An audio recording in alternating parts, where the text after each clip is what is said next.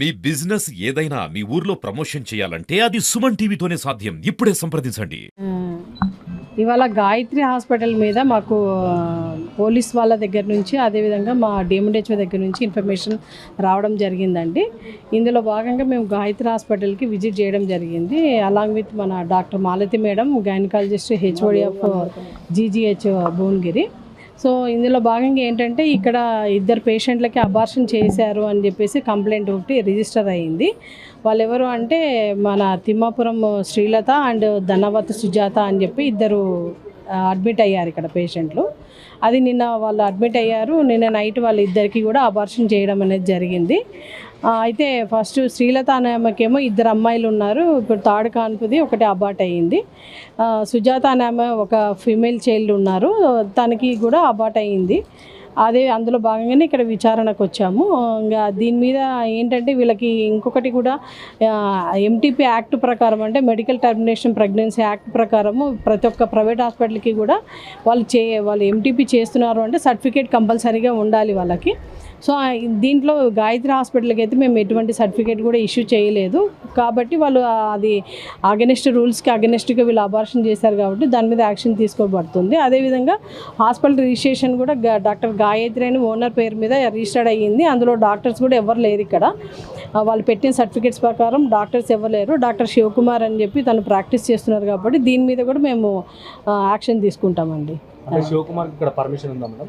అదే చెప్తున్నాను, శివకుమార్కి పర్మిషన్ లేదు, ఆయన సర్టిఫికేట్స్ కూడా మా దగ్గర లేవు. ఎన్ని రోజుల నుండి హాస్పిటల్ నడుస్తుంది జిల్లా కేంద్రం, మరి మీకు అవగాహన లేదా, లేకుంటే ఇది ఎందుకు చెక్ చేయాలి ఇప్పుడు? ఇది మరి ఇంక వాళ్ళు ఒక జిల్లా కేంద్రంలో ఒక ఆసుపత్రి నడుస్తుంది. ఇంతకుముందు ఇట్లా స్వాతి పేరు మీద హాస్పిటల్ నడిచింది, ఇప్పుడు గాయత్రి పేరు మీద. రేపు పొద్దున గాయత్రి రిలీజ్ చేస్తాడు, బాబు అని పెడతాడు. తర్వాత కూడా మీరు ఇట్లే పర్మిషన్ ఇస్తారు? మీ మిస్టేక్ లేదు సార్. మొన్న రీసెంట్ గా ఎవ్రీ 6 months మీరు నోటీసులు ఇస్తారు, సర్ప్రైజ్ రైట్స్ చేస్తారు, తర్వాత చుప్ చాప్ అవుతారు. ఎందుకు దీని మీద మీ డిపార్ట్మెంట్ సార్ ఇప్పుడు దీని మీద డిపార్ట్మెంట్ చూడాలి కదా, మీరు మిస్టేక్ కదా. పేరు మీద డిపార్ట్మెంటే కారణం. అంటే బోర్డు పెట్టుకొని నడిపిస్తున్నారు. అదే సార్, ఇప్పుడు ఇది వరకు ఉన్న ఏంటో నాకు తెలియదు కానీ ఇప్పుడు మాత్రం మరి మా డిఎండిహెచ్ఓ గారు యాక్షన్ అయితే తీసుకోవాలని చెప్పేసి అని అంటున్నారు. సో కంపల్సరీగా మేమైతే యాక్షన్ తీసుకుంటాం సార్.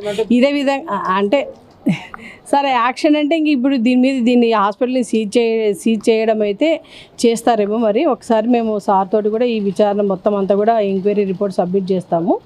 అదేవిధంగా ప్రతి ఒక్క హాస్పిటల్ని అయితే కూడా మేము విజిటింగ్ చేయాలని చెప్పేసి మేము అనుకుంటున్నాము. అదేవిధంగా SLN sir scanning centre scan చేసిన రిపోర్ట్లు అయితే ఇప్పుడు పేషెంట్ వాళ్ళ దగ్గర ఎటువంటి రిపోర్ట్లు లేవు. మా దగ్గర వీళ్ళ దగ్గర కూడా కేస్ షీట్ కూడా ఏమీ లేదు.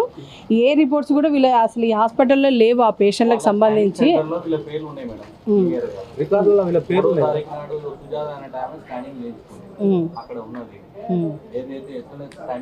అది కూడా విజిట్ చేస్తాం సార్, స్కాన్ సెంటర్ కూడా అది కూడా చేస్తాం. ఇంకోటి మేడం, ఇప్పుడు పేరు పోయినసారి సాతి ఉండే, ఇప్పుడు గాయత్రి అండి, వేరే పేరు వస్తుంది. అంటే ఇట్లా జిల్లాల మీరు సీజ్ చేస్తారు, మళ్ళీ అదే బిల్డింగ్ లో వేరే పేరుతో హాస్పిటల్ పెడతారు.